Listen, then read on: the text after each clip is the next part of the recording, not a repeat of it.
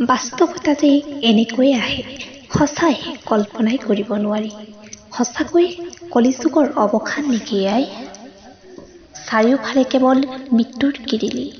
কোনোবাই হেৰুৱাইছে মাক দেউতাকক, আন কোনোবাই হেৰুৱাইছে সন্তান। চাব নোৱাৰি। কিমান যন্ত্ৰণাদায়ক এই প্ৰতিচ্ছবি। চাৰিওফালে কেৱল মৃত্যুৰ কোলাহল, কৰোণাৰ ভয়াৱহতা। সেই তাহানিতে শংকৰ মাধৱে কৈ গৈছিল, ৰোগ ব্যাধিয়ে আক্ৰমণ কৰিব সমস্ত জগত, মৰিব বহু লোক অচিন ৰোগত। এই ৰোগ চিনিব নোৱাৰি চিকিৎসকেও অৱশেষত ঈশ্বৰক চিন্তা কৰিব। অকল এয়াই নে?